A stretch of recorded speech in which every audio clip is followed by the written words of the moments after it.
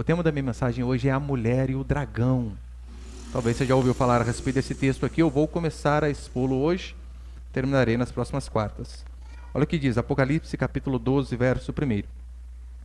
Viu-se então um grande sinal no céu, uma mulher vestida de sol, com a lua debaixo dos seus pés, uma coroa de 12 estrelas sobre a sua cabeça. Ela estava grávida e gritava com as dores de parto, sofrendo intensamente para dar à luz.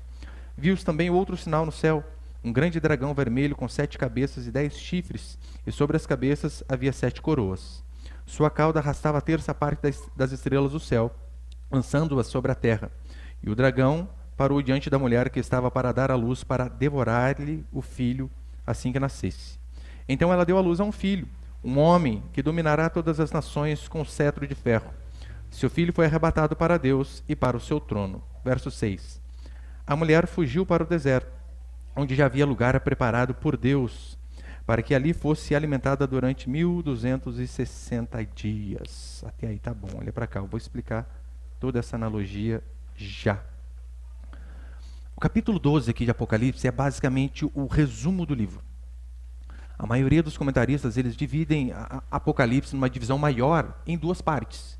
A primeira parte do capítulo 1 até o capítulo 11, e a segunda começa aqui no 12. A primeira parte, como você está habituado por conta das ministrações anteriores, fala a respeito da Igreja de Cristo sendo perseguida pelo mundo. É isso que nós vemos naquelas 7 igrejas de Apocalipse. Todas elas eram perseguidas. E agora aqui do capítulo 12 até o 22, veremos Cristo sendo perseguido e a igreja também. Essa é a parte ruim, talvez, né? A igreja é perseguida tanto na primeira parte do livro, na sua primeira metade, como assim na segunda também, nas 2 metades. E então, o que nós temos diante de Apocalipse 12, como nós vamos avançando capítulo por capítulo, é que as coisas estão difíceis para o povo de Deus, como foram para essas igrejas e para toda a igreja de Deus durante toda a história. Só que a palavra de Deus não vem dizendo, olha, mas fique em paz que agora as coisas vão melhorar. Não. Ele diz, vai piorar. Neste mundo aqui, a situação da igreja, nossa como cristãos, a tendência é piorar a cada dia mais, é o que diz o Apocalipse. Você não consegue perceber? Como diz a Escritura aqui, quanto mais se aproxima aquele dia, mais os valores em nossa sociedade são invertidos. Aquilo que talvez há 10, 20, 30 anos era horripilante, hoje as pessoas veem como algo normal, fútil. É assim que acontece em nossa sociedade, infelizmente. Olha para você ver como as coisas vão piorando para nós que somos igreja do Senhor durante o período ao qual nós vivemos. Ela vem piorando a cada dia mais. Você que é um pouco mais antigo, pergunte talvez lá para o seu pai ou para os seus avós. Diga assim, se você tem avós ainda, né? Ô, vó, quando você deu o primeiro beijo no pai, no vô ou na avó? Quando foi o primeiro beijo? Ainda que eles não tenham sido cristãos, a probabilidade deles responderem no altar é imensa. Este era o princípio. Década de 60, 70, 80. Hoje em dia, você sabe, né, nos casamentos nós falamos, pode beijar a noiva apenas como força de hábito. Já beijou, já virou da vez, já fez tudo. Mas os dias vão passando e a podridão do ser humano vai florescendo a cada dia mais, e a igreja vai tendo os seus valores a cada dia mais. As pessoas elas começam a estar contra aquilo que nós cremos que é correto. Por isso nós conservamos aquilo que é bom, mas a sociedade, o que eu e você devemos esperar é que ela apodreça cada dia mais. Olhe para os nossos noticiários. Gente, como que pode? Daí está lá, semana passada, retrasada, eu estou vendo a notícia de que a Polícia Civil do Rio de Janeiro fez uma operação, e nessa operação mataram 27 traficantes, fortemente armados de fuzis. Não era guarda-chuva e furadeira. Fuzis. Então eu começo a ver o que a grande mídia diz a respeito deste ato terrorista, onde aqueles homens estavam dando tiro em cima da polícia. Olha o que uma comentarista da CNN disse. Eles estavam fortemente armados, sim, mas eles não sabiam atirar. Calma aí, além deles ser armamento, você quer que eles façam uma instrução de tiro com o BOPE para poder combater a polícia, é isso? Eles acham que isso é normal. Acham que é normal. E você vê os direitos humanos não defendendo a família daquele pobre policial que morreu, mas você vê os direitos humanos defendendo os bandidos, para que eles recebam pensão, porque eram apenas trabalhadores do tráfico. É tão sério. Tem um colunista do O Globo, que eu li a ele hoje, e ele, no seu artigo, ele dizia assim: jovens que trabalham para o tráfico estão há 2 meses sem receber. Gente, o cara faz uma coluna dizendo isso. Jovens que trabalham para o tráfico estão há 2 meses sem receber. Ele queria que a gente fizesse o quê? Puxa, né? Falar para ele fazer o cadastro, um auxílio emergencial, quem sabe, até pelo menos passar esse período. E as pessoas começaram a fumar maconha de novo. Mas você percebe que a podridão tem tomado conta da sociedade ao ponto dessas coisas parecerem absolutamente normal. Repare a guerra cultural. Mesmo sem armas, olha como que ela tem crescido a cada dia. Eu tenho um vereador que eu gosto de acompanhá-lo nas redes sociais, Nicolas, ele é vereador de BH, e ele está sendo processado civil e criminalmente. Sabe por quê? Ele teve a audácia de chamar um homem de homem. Homem. Ele está sendo processado por isso, porque o homem disse assim: mas eu não me sinto homem, eu me sinto mulher. Portanto, você tem que me chamar da forma como eu me sinto. Ana Paula Valadão também passou por algo parecido. Ela disse a coisa mais comum do mundo, né? Que ser gay não é normal. E ela está sendo processada por conta disso. Repare, nesta guerra que nós temos vivido, e o mundo a cada dia mais, como nós vamos ver aqui em Apocalipse, ele tem a cada dia mais lutado contra a igreja de Deus. E nós estamos a cada dia perdendo. Precisamos, de fato, nos posicionar a ser como esses cristãos, ainda que às vezes nos doa na carne, que tenhamos prejuízo. Mas não podemos aceitar essas coisas. Que palhaçada é essa? Ah, mas eu me sinto mulher, então você tem que me tratar como mulher. Esses dias eu fiz um teste. Eu fui ao shopping e tinha um monte de vaga de idoso, eu deixei meu carro na vaga de idoso. A minha esposa: você vai deixar aí, tem certeza? Tem, eu me sinto velho. Você não tem noção da dor na lombar que eu tenho. Não colou. Mas eles querem nos forçar a acreditar nessas coisas. E olha a inversão de valores a qual a nossa sociedade tem visto. Todo luto deve ser respeitado, sem exceção. Desde o político que tem uma ideologia totalmente contrária à sua, ao político que talvez você creia em suas propostas. Todo luto deve ser respeitado. Vocês viram, acho que foi anteontem, ontem, não lembro, morreu aquele MC lá, que eu nem sabia quem era, mas morreu aquele MC. Morreu porque ele estava adulterando com 2 semanas de casado. Isso não é especulação, é fato. A prostituta que estava com ele, que a mídia começou a dizer que era modelo. Que modelo que é essa? Que cobra R$2.000 para ter relação. Você é modelo? Isso aí, o nome é prostituta, mulher da vida. Este é o nome, este é o significado. E então, este rapaz, né, não se sabe o que aconteceu direito, se ele tentou pular para outra varanda lá e tal, caiu. Infelizmente veio a óbito. Pego no flagrante adultério. Daí hoje eu fui dar uma olhadinha em quem que era esse rapaz. Eu fui olhar uns 2 clipes dele. Misericórdia. Eu senti o cheiro da maconha da tela do meu computador, assim, ó. Eu já fiquei em Bob Marley, já. Só de ver 2 clipes do cara. Apologia explícita ao uso de drogas, à depravação, ao sexo sem compromisso. Mas quando morre é canonizado. Impressionante. Morreu. Gente, era tão gente boa.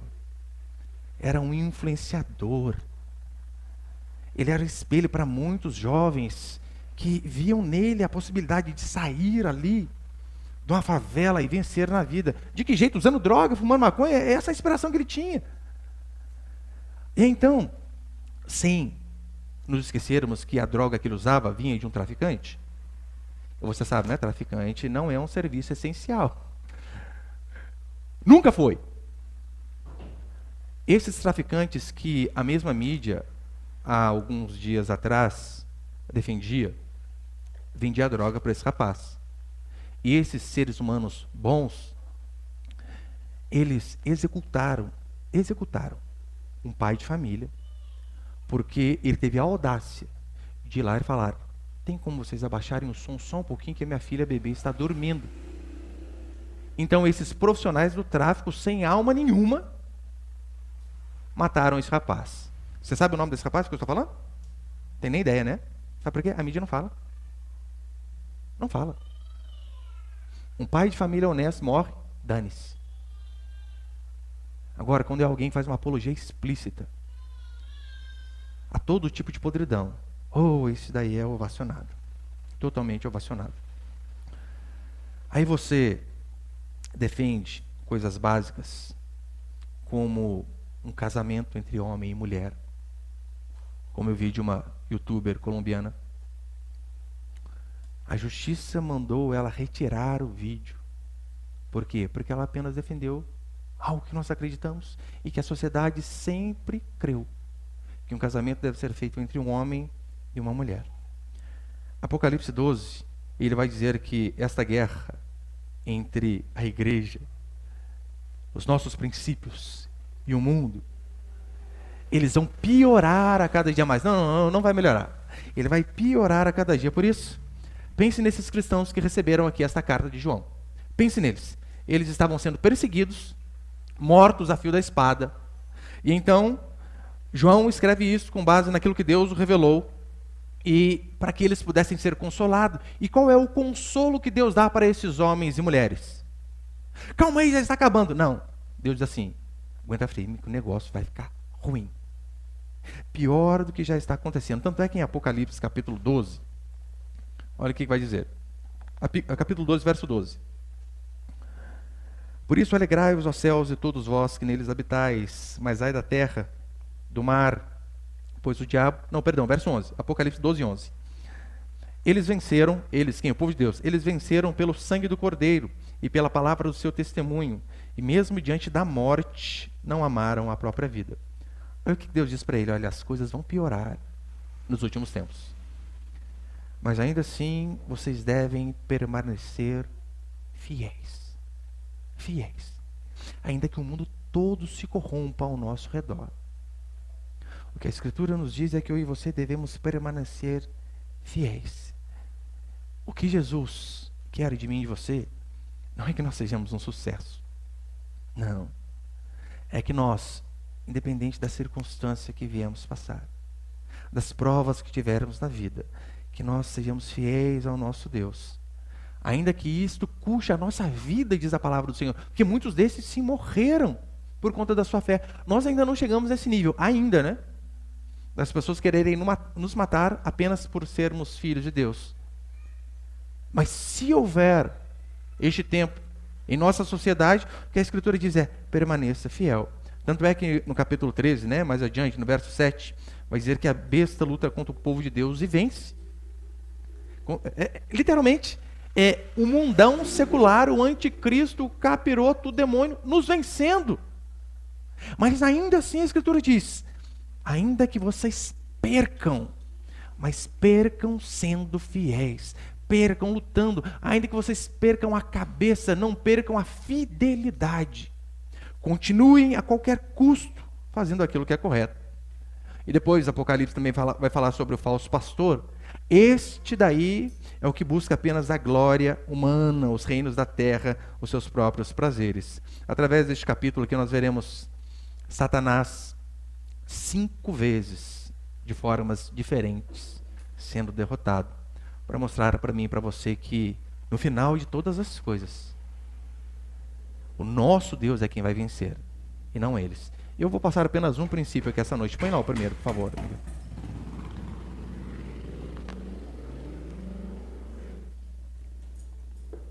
O primeiro princípio é o seguinte: a mulher e o dragão de Apocalipse 12. Hoje eu vou até o verso 6, na próxima quarta eu termino.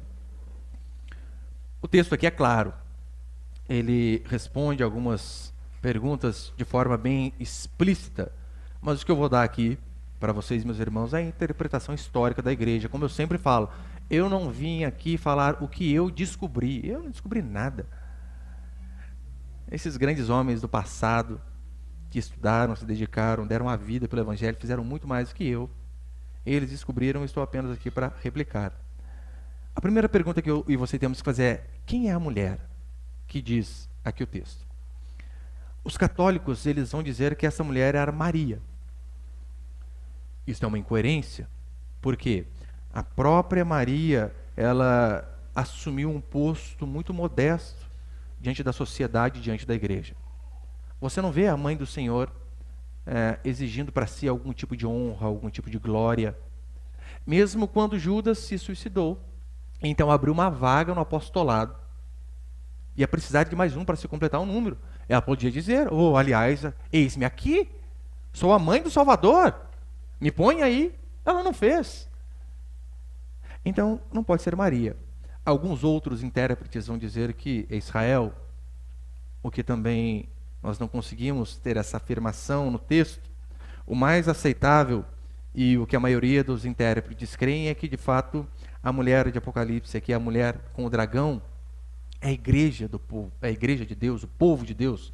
Nós aqui representados. Tanto é que você vai ver o número 12 aqui, 12 lá, fazendo aquela analogia aos 12 patriarcas do Antigo Testamento e aos 12 apóstolos do Novo, para mostrar que essa mulher representa apenas a totalidade da igreja. A mulher é figuradamente o povo de Deus, a linhagem da qual veio o nosso Senhor. Eu sei que, pelo menos as primeiras vezes que eu li isso daqui, falei: gente, eu acho que João está pegando algumas analogias lá da mitologia grega e está trazendo para a Bíblia, não é possível.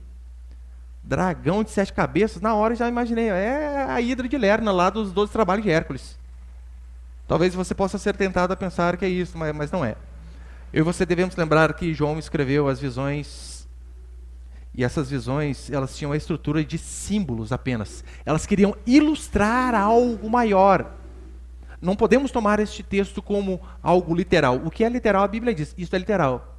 O que não é, o contexto explica que de fato é simbólico. Tanto é que nós lemos aqui, né? Verso 1.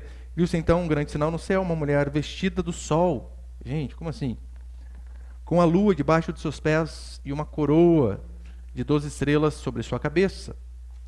Isso aqui é apenas uma analogia para mostrar que ela está governando de certa forma sobre essas coisas. Ela é mais importante que esses corpos celestes, mas ainda assim ela não é tão importante quanto Deus. É o que a Escritura vai dizer. Aquilo apenas significava algo, assim como José. Lembra quando José teve um sonho? Que ele via o sol, a lua e 12 estrelas se prostrando diante dele? Aquilo ali era apenas uma analogia, um símbolo de algo que iria acontecer depois. No caso, seus pais e seus irmãos se prostrando diante dele. É interessante que essa mulher ela está grávida para dar à luz. E aqui, esta criança que ela está prestes a dar à luz, é de fato, a igreja está prestes a parir o Salvador, Jesus Cristo. Se essa mulher é a igreja, lembrando que Jesus veio da igreja. Então, da igreja por quê? A sua mãe fazia parte da igreja, do povo de Deus. Jesus ele veio da igreja e ao mesmo tempo este Salvador que veio da igreja, é ele quem vai redimir e salvar aquela igreja. É isso que o texto vai explicar para mim e para você. Só que depois aparece também o dragão, e aqui fica bem claro, versículo 9, acompanha comigo. Vai explicar quem era esse dragão, verso 9. E foi expulso o grande dragão, a antiga serpente chamada Diabo e Satanás. Bem redundante, né? Para você entender quem que era mesmo. O dragão, a serpente, o diabo e Satanás. Diz a Escritura que esse dragão era vermelho. Lembra quando eu preguei sobre os 4 cavaleiros do Apocalipse? Que o cavaleiro vermelho era o cavaleiro da guerra. É isso que ele vem fazer, de fato. É isso que ele vem fazer. Só que repare, a serpente, ele diz, este dragão era a serpente. Quase que num processo de evolução, né? A la Charles Darwin, mas apenas de forma análoga, com certeza. Repare que aquela serpente que começou lá atrás, no Éden, ela veio a se tornar um poderoso e imenso dragão. Deixando de forma bem clara para mim e para você, de que nós não devemos negociar nem as mínimas coisas com o diabo, de forma alguma, porque ele cresce e de forma absurda. Ele cresce e nos derruba. Eu gosto muito de documentários na savana africana, adoro ver leão caçando, nossa, é maravilha, eu gosto de ver aquilo lá. E esse dia eu estava assistindo os leõezinhos pequenininhos nascendo, gente, parece gatinho. Coisa linda, você vê, gente, que coisa maravilhosa. Às vezes o diabo, ele no comecinho, ele é daquele jeito, parece um gatinho, a coisa mais linda, inofensivo. O rugido dele, gente, não põe medo de ninguém. Nem pernilongo se espanta com o rugido dele. Mas à medida que cresce, devora tudo que vê pela frente. Por isso eu e você não devemos, de forma alguma, flertar com as setas que Satanás constantemente vai lançar a mim e a você, dizendo, pô, isso aqui todo mundo faz, só você vai ser o diferente. Não, pecar todo mundo peca, a Escritura diz, todos pecaram, então dá uma escorregadinha, faz parte, depois basta apenas pedir perdão. E então às vezes nós vamos ouvindo esses conselhos malignos em nossa mente. E de repente aquela serpente que começou lá atrás, vira um dragão que nos devora. É por isso que eu e você não podemos aceitar mentiras em hipótese alguma. Em hipótese alguma. Lembra que a serpente começou a enganar a Eva lá atrás? Calma aí. O que Deus disse se você comesse aqui este fruto? Que você morreria? Ah, não é bem assim não. Olha a mentirinha lá atrás. E por conta dela acreditar, você que é mulher tem filhos com dores. Cardos e abrolhos entraram no mundo e por isso nós sofremos. Tudo por conta do quê? Olha uma mentirinha aqui. Não, isso aqui eu acho que não tem problema. E você não devemos negociar com essas coisas, nem aquelas mentirinhas, meu irmão, por menor que seja, né? O vulgo miguezinho, já viu criança que é craque em fazer isso? Craque. Não aceite. Se você tem filho, meu irmão, minha irmã, não aceite que ele minta de forma alguma. Sabe por quê? A mentira talvez seja o pior dos pecados, ou um dos piores. Porque atrás da mentira se esconde qualquer outro pecado. Você consegue esconder um roubo atrás da mentira. Você consegue esconder um adultério atrás da mentira. Você consegue esconder um homicídio atrás da mentira. Não aceite. Olha, eu sempre falo para os meus meninos lá em casa. Mentiu, não interessa se é grande, se é pequena. Cintada no lombo.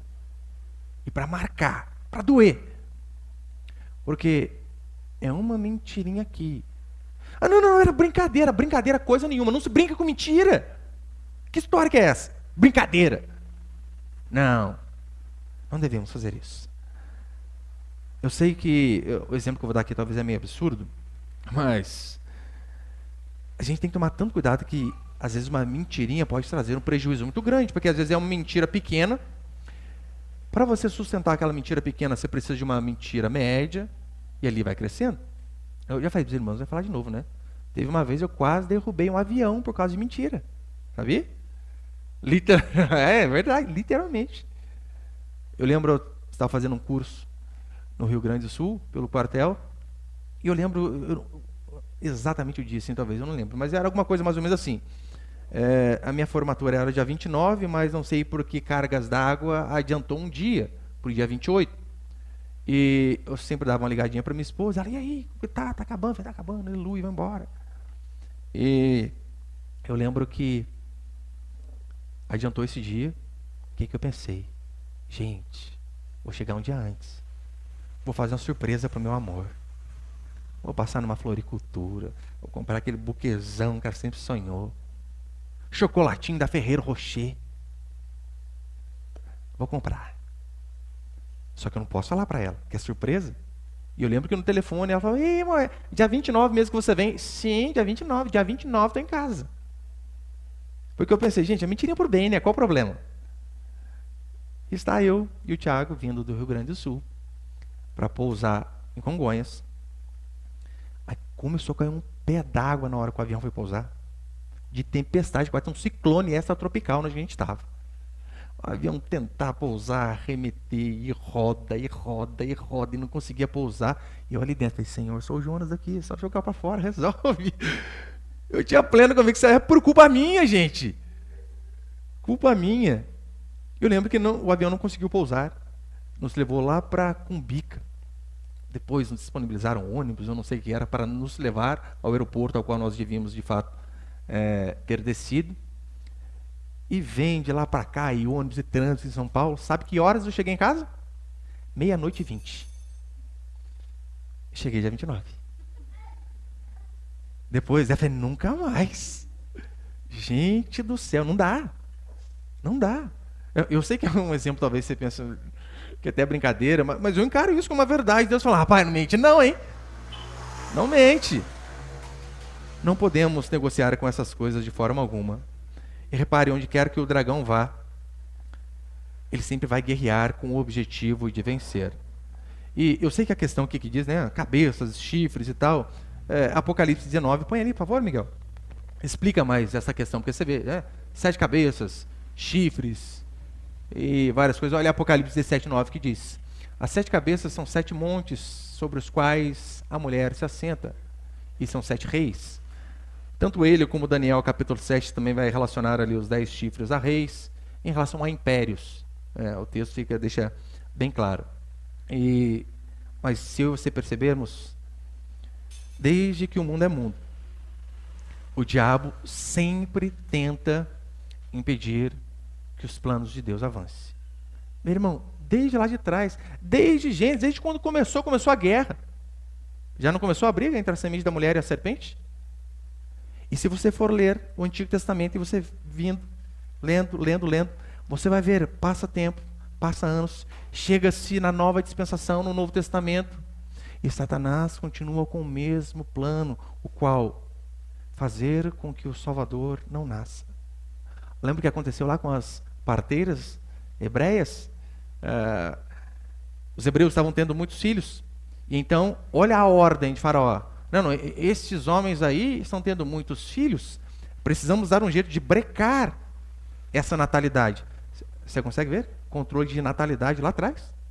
É por isso que não tem como.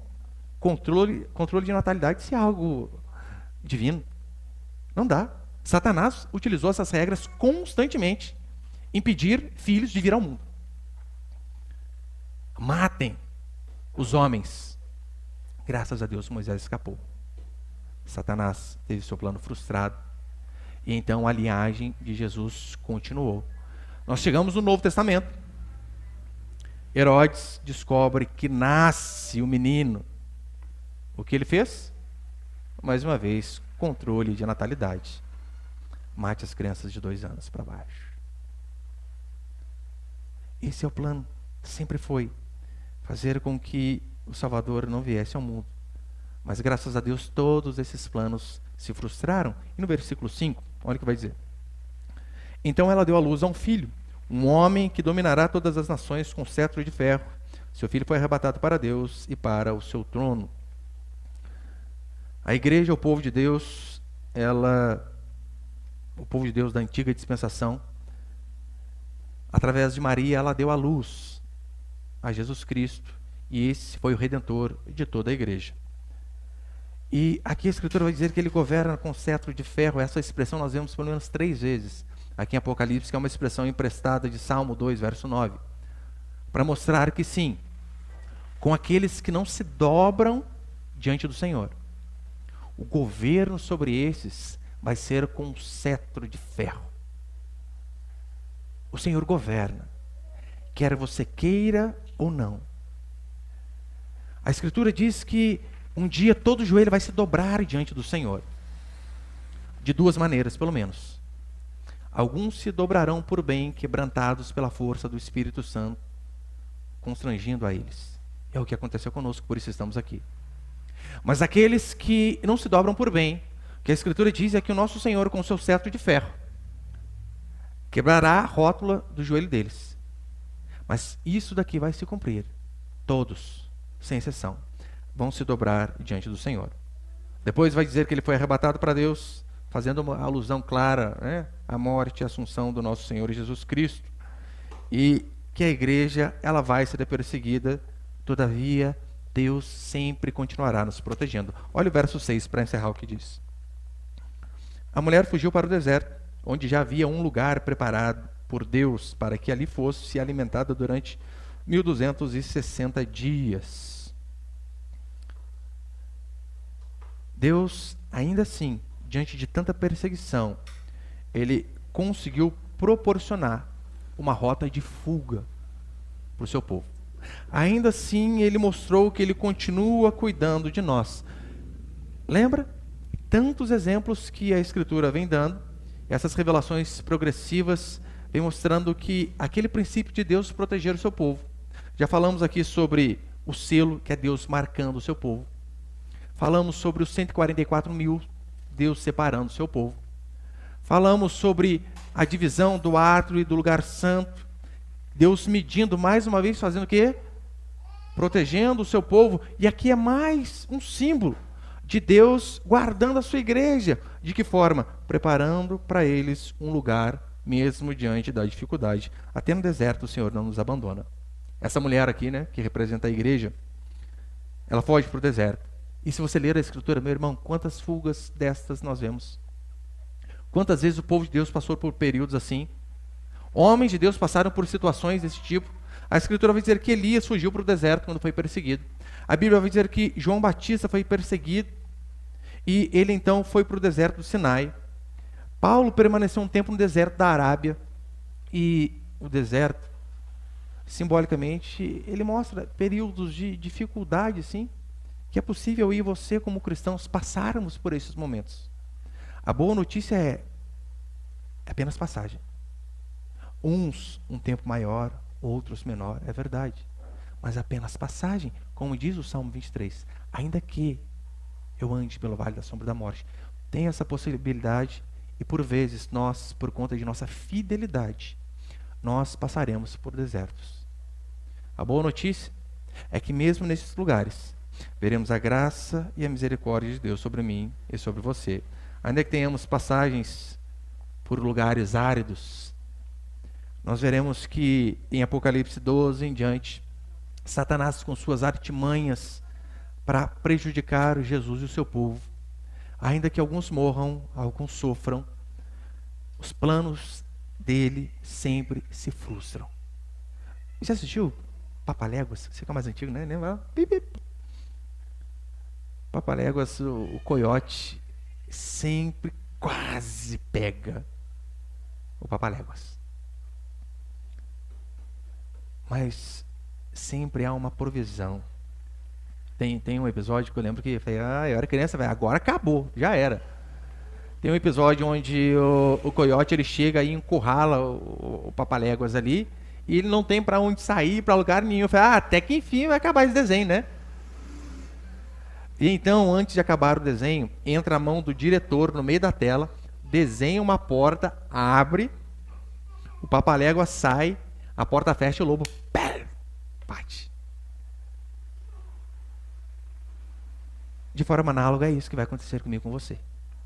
Nós que somos a igreja verdadeira do Senhor, ainda que venhamos a sofrer, ainda que venhamos a ser decapitados como alguns foram, mortos ao fio da espada, nós vemos cristãos no Oriente Médio, literalmente, passando por isso aqui que esses homens passavam, perdendo a cabeça. Mas o que a Escritura nos conjura e nos diz para fazer é que ainda que vocês percam a cabeça, a nossa fé e a nossa fidelidade ao Senhor, mesmo em um mundo perdido, ela deve ser mantida. Amém, meus irmãos?